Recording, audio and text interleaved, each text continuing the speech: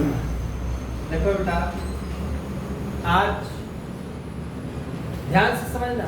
आज हमारे पास जो चैप्टर स्टार्ट हो रहा है उस चैप्टर का नाम 4.1 है।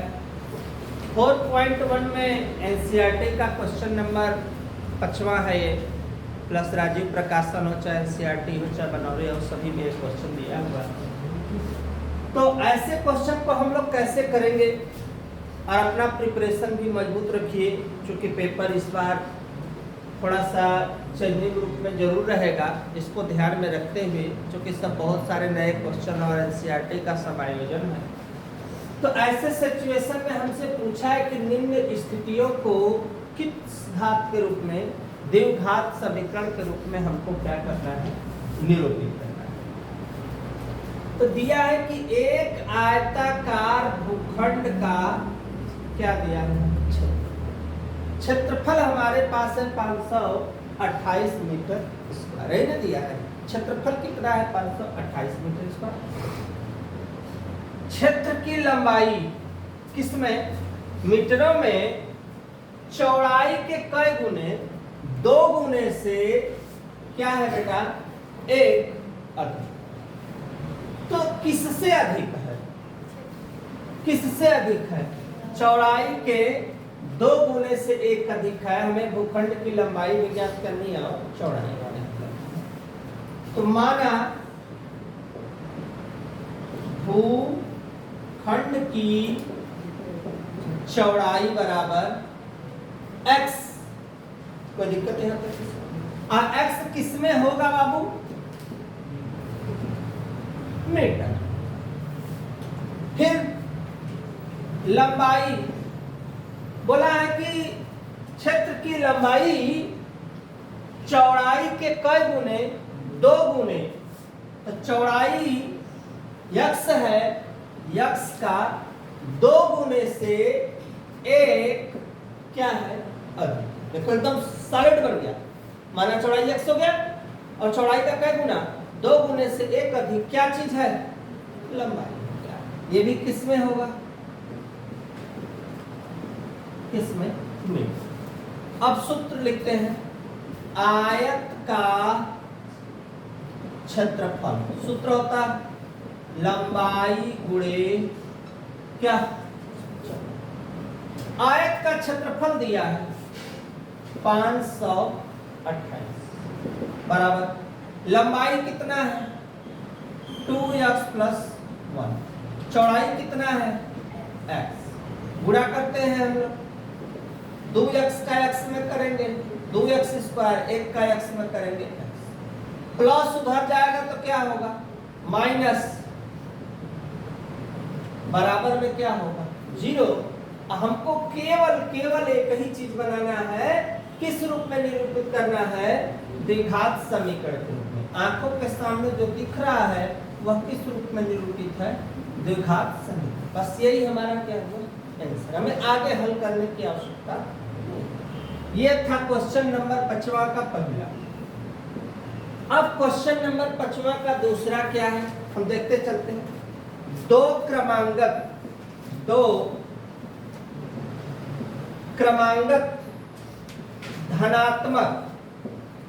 धनात्मक पूर्णांकों का गुणनफल 306 है। हमें 306 है, हमें पूर्णांकों को क्या करना है, ज्ञात करना है। ध्यान देना यहाँ पे, ज्ञात करना है। और इसके साथ साथ हमें जो चीज ज्ञात करना है उस पर आते हैं। देखो ध्यान से, हमें पूरा हल नहीं करना है, ओनली वन इक्वेशन बनाना है। दो क्रमांगत धनात्मक पूर्णांकों का क्या बोला है, गुणनफल। माना दो क्रमांगत धनात्मक पूर्णांक x तथा x प्लस क्या x तथा x प्लस 1 है। ध्यान से एक x है और x प्लस 1। अब प्रश्नानुसार पढ़ो। प्रश्नानुसार दो क्रमांगत धनात्मक पूर्णांकों का क्या गुणनफल। गुणनफल मीन्स x गुणे x प्लस 1 होगा दो क्रमांगत और दोनों का गुणनफल बराबर कितना दिया हुआ है 306। गुणा करें x का x में x स्क्वायर x का 1 में x, अब प्लस इधर आएगा तो बराबर जी। कहानी मेरी क्या हुई केवल हमें समीकरण बनाना है। क्वाड्रेटिक इक्वेशन बना के चुपचाप हमें क्या करना है छोड़ दो। कोई दिक्कत है यहाँ तक? दोनों का स्क्रीनशॉट लो। नेक्स्ट क्वेश्चन में फिर देखते हैं।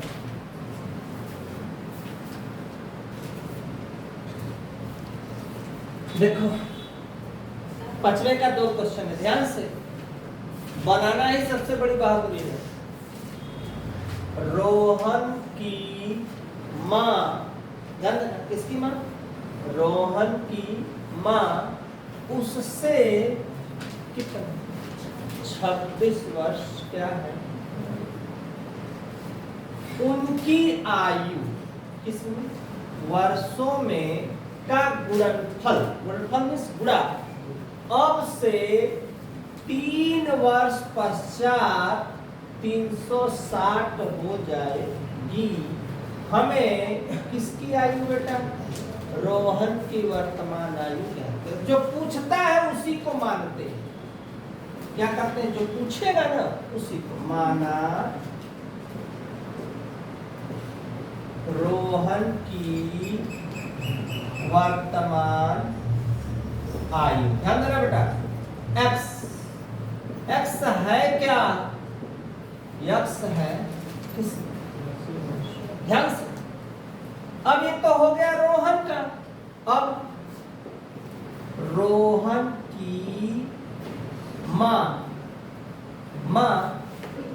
की वर्तमान आयु। तो भैया रोहन की माँ रोहन से कितनी वर्ष बड़ी है? तो क्या होगा x प्लस 26। ध्यान से वर्ष x वर्ष x प्लस 26। अब क्या गुणनफल अब से कितने वर्ष पश्चात? 3 वर्ष पश्चात। फिर लिखेंगे 3 वर्ष पश्चात। पश्चात का मतलब होता है क्या? बाद का मतलब होता है प्लस। तो बाद किसकी आयु? रोहन की आयु। तो भैया 3 साल के बाद रोहन की आयु हो जाएगी x प्लस 3। जैसे आज तुम 10-15 साल के हो तो 3 साल बाद 15 3 कितना 18 ऐसे x प्लस 3 किस चीज में है? वर्ष। ध्यान देना।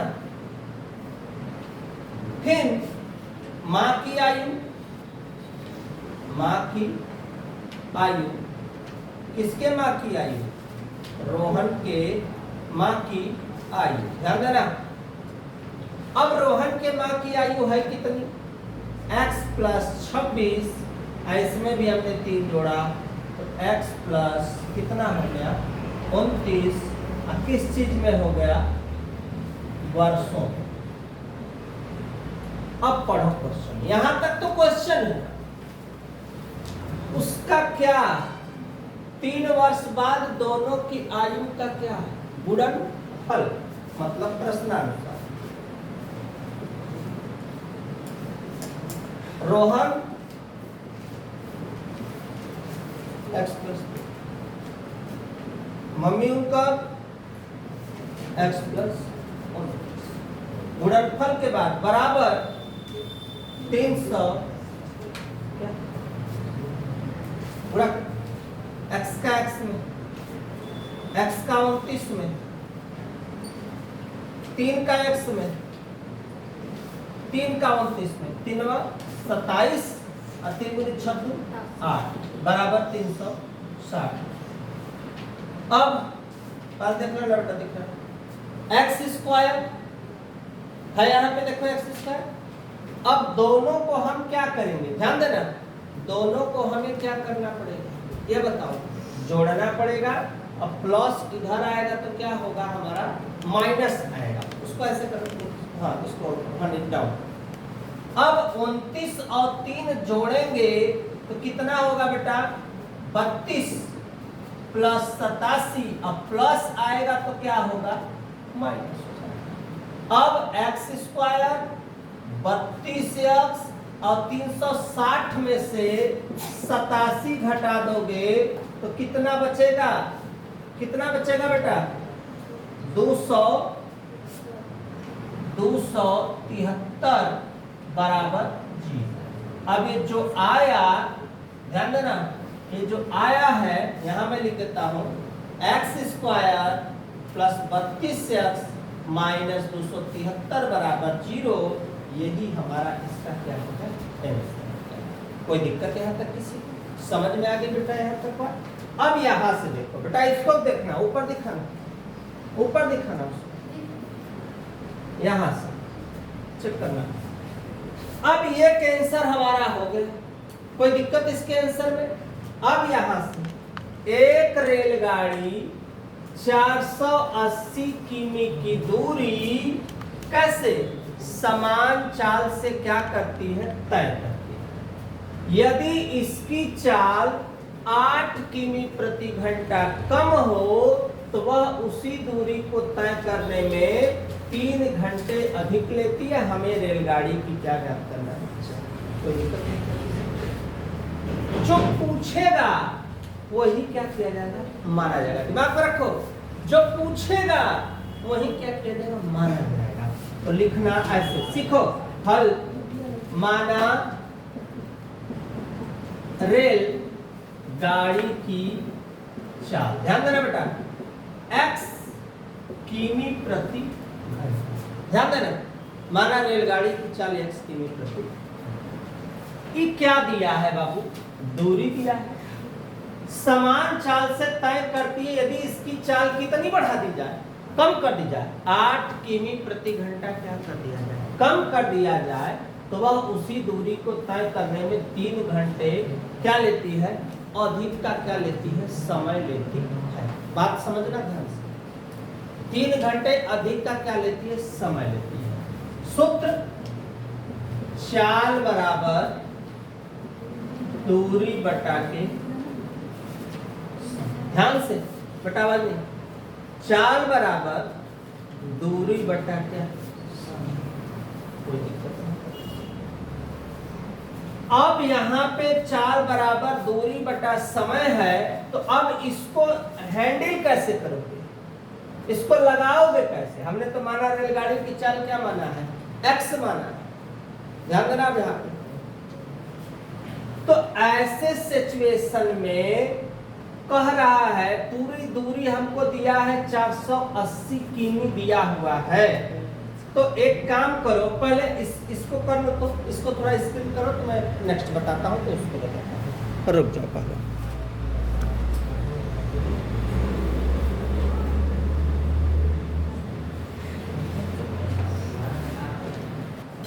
देखो अब इधर स्पेस हमारा हो गया है, अब सवाल समझ में आएगा। ध्यान से एक एक अक्षर देखो।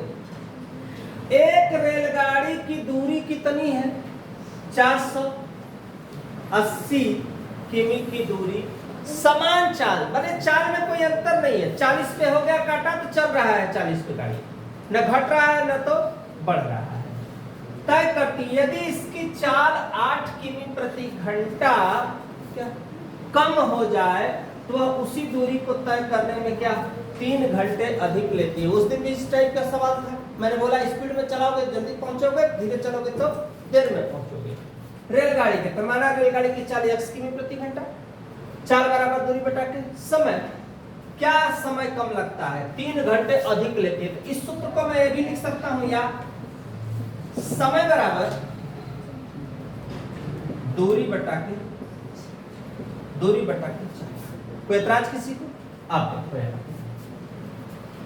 अब लिख रहे हैं 480 किमी दूरी तय करने में लगा क्या बाबू? लगा समय। तो समय बराबर दूरी बटा के क्या? चाल। मतलब दूरी 480, चाल कितना? x। एक बना मेरा, पहला बना मेरा। पुनः 480 किमी की दूरी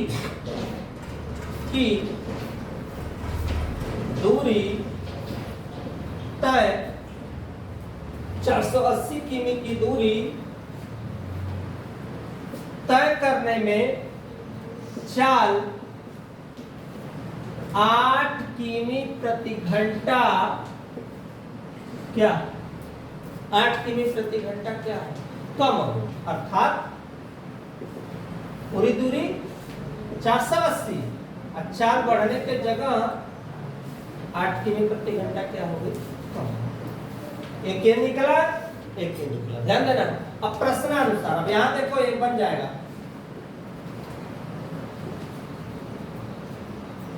अब देखो वह किसको? उसी दूरी को तय करने में क्या घंटा?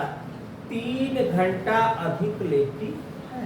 अर्थात 480 बटा x की पुरनता वाला समय और ई कवन वाला समय, ई कवन नया वाला समय कई घंटा? 3 घंटा क्या ले रही है? अधिक लेखा। चूंकि ई के करे बराबर लिखल है, ई लिखल है के करे समय बराबर। ई समय तब कह जब चाल कैसन रहे? एक समान था। यह समय तब का है जब चाल कितना घट गया? 8 घट गया। प्लस आएगा इधर तो क्या होगा बेटा? प्लस इधर आएगा तो क्या होगा? माइनस। बराबर 480 480 तुम कॉमन कर लो, क्या बचा? 1 बटा x माइनस 8 बराबर कितना? तिर्यक गुणा करो। कैसे गुणा करो? तिर्यक। मतलब इसका गुणा इसमें, इसका गुणा इसमें। ये जो 480 है इसको ला दो इसके कहां? नीचे। तो क्या सिचुएशन होगा? x माइनस इसका इसमें गुणा होगा x माइनस 8, इसका होगा x, x का x में होगा बेटा x स्क्वायर, x का 8 में होगा 8x, ये 3 ऊपर और 480 कहां? नीचे। कोई दिक्कत है यहाँ किसी को? काट दो इसको। x से x कटा। देखो बेटा x से x क्या हुआ? कटा। अब बचा क्या? माइनस 8 बटा एक्स स्क्वायर माइनस 8x बराबर, इसको भी काट दो। 3 एक कम 3, 3 एक कम 3, 3 छक 18। एकदम देखो चौचक बैठा। अब इसका इसमें फिर हथकड़ी लगाओ, इसका इसमें गुणा करो।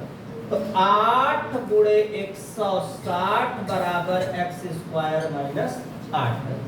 16 8 कितना होगा बेटा? हाँ 1280। अब किसमें होगा? माइनस में। बराबर एक्स स्क्वायर माइनस 8। माइनस उधर जाएगा तो x square minus 8x minus गया तो कितना हो गया? कितना हो गया? प्लस। यही अपना क्या हुआ? इसका आंसर हुआ। और इसमें जो x है, इसमें क्या है बेटा? x है। x इसमें क्या दिया हुआ है? 4 दिया हुआ। x क्या है? 4 है। बस यही हमारा क्या हो गया? आंसर हो गया। आंसर लिख लो, अच्छे से मिला लो। नेक्स्ट क्वेश्चन में फिर मिलते हैं, लेकिन साथ साथ मेरे चैनल को देखते रहिए, लाइक करते रहिए, सब्सक्राइब करते रहिए। नेक्स्ट क्वेश्चन में फिर मिलते हैं।